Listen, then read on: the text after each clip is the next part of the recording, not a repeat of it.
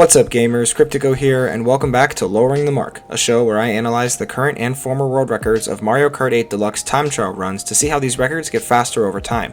We'll look at elements such as the loadout, racing lines, and mushroom usage to better understand what's bringing these times down. If you haven't already, please consider subscribing to my channel and hit the notification bell to be the first to know when my videos go live. For today's episode, we're going to shift back up a gear and take a look at the course that made this series a consistent one, Toad Harbor at 200cc. On April 30th, 2017, the world record for this run was set at 1 minute 30.904 seconds by the French player Mick. Fast forward to December 14th, 2020, and the record was brought down to 1 minute 26.461 seconds by fellow Frenchman Army. That's a whopping 4.4 second improvement between records and a 4.9% faster time. Pretty impressive for a 200cc run. Our former world record holder Mick has broken almost 69 world records across 14 unique runs and has spent a total of 380 days holding at least one world record. Our current world record holder Army has broken 207 world records across 31 unique runs and has spent nearly 900 days holding at least one of his 12 current world records, with this run being his third longest lasting active world record. At pre-release, the world record was incredibly slow and almost instantly it had dropped below 130 and then 129, mostly thanks to Australian players Thomas and Anthony. Towards the middle of 2017, Thomas made it his mission to go for that 127 mark and almost single-handedly brought the record down there himself. After some competition from American player Darky, Thomas was all gas, no brakes on his way down to the next and possibly last second break this record will ever see.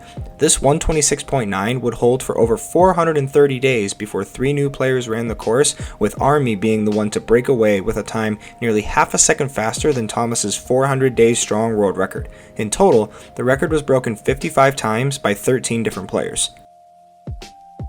Each of these loadouts definitely have their advantages and are, in my opinion, totally viable for putting up a world record time. Mick goes with the combo of Dry Bowser driving the Streetle with the slim wheels and the Super Glider, while Army goes with the combo of Wario driving the Blue Falcon with the Crimson slim wheels and the Gold Glider. Speed is the name of the game for this run, and both players have a pretty high top speed stat, with Army holding the half-point advantage. Both racers match up pretty similar in the handling stat, but it's Mick who holds the tempting advantage in the ever so important acceleration and mini-turbo stats. Depending on which strats you use, any combination of these kart parts could produce a pretty fast time. This course is technically the longest one in the game because its 150cc record is well above the 2-minute mark, but it's not the slowest 200cc world record either, which is interesting. It's one huge lap around a farmer's market, a trolley road, and the downhill residences near the end of the lap. Let's take a look at how our racers navigate this course.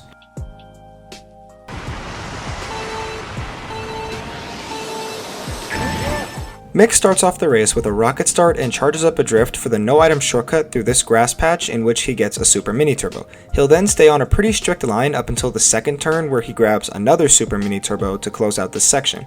Army uses his first mushroom right out of the gate and goes for that same no-item shortcut before hitting the jump boost off this left zipper ramp. When he lands, he'll hit the next turn super tight all the way to the end where he'll grab a super mini turbo into the next section. Aside from the use of his first mushroom early on, the speed he got from that jump boost totally outweighed the time lost by not taking that strict line to the second turn. All that time saved definitely helped, as Army has jumped out to a 1.1 second lead going into S2. Now both racers go for this turn here on the right and grab a quick mini turbo before drifting off the zipper ramp and grabbing another quick mini turbo when they land. After staying on a pretty straight line, they enter the largest turn of the lap and collect a few coins by barely scraping by the trolley. At the end of the turn, they each get their super mini turbo and prepare for the final stretch. Since most of this section was light on turns, Army was able to inch further and further ahead with his near max top speed stat and increase his lead to nearly 1.8 seconds going into S3. Mick goes right to the left path and hits two zippers before adjusting course to grab some coins before charging up a drift that won't get him a mini turbo, but that doesn't matter since he'll use his first mushroom to make it to the other side of this grass patch to close out the lap. Army goes the same direction, but when he comes out of the second zipper, he goes for a full drift to grab the coins before chaining that with another mini turbo as he uses his second mushroom to make that same grass cut to close out the lap.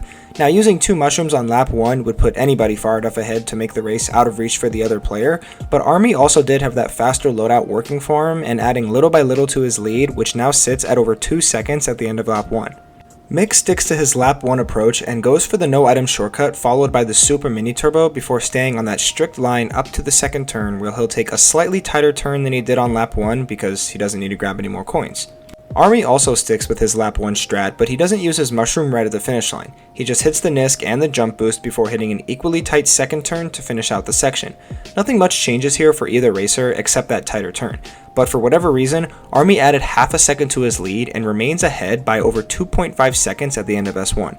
Taking a look at each racer separately, you'll notice that Mick gets the super mini turbo before the zipper ramp, although he did need to brake drift a bit before hitting that, which cost him some time. When he lands on the other side, he'll stay on that strict line and drift really close to the inside on that wide turn before S3. One thing you'll notice about Army is that he only hits the normal mini turbo before drifting off the zipper, but keeps nearly all his speed in doing so without straying too far off the optimal racing line. He too hits a really tight drift around the longest turn before heading into the final stretch of lap 2 a full 3.2 seconds ahead of Mick. After heading to the left and hitting both zippers, Mick, unlike lap 1, continues straight on past the trolley and sort of lazily hits this grass cut with his second mushroom to close out the lap. Army, on the other hand, utilizes his final mushroom a lot better.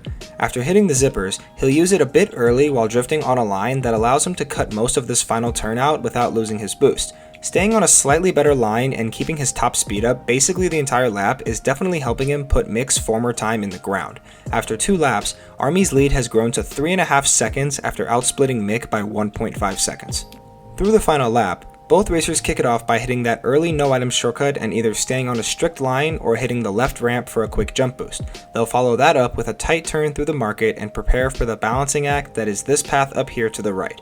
They chain one mini turbo on the platform with another they start off the zipper ramp.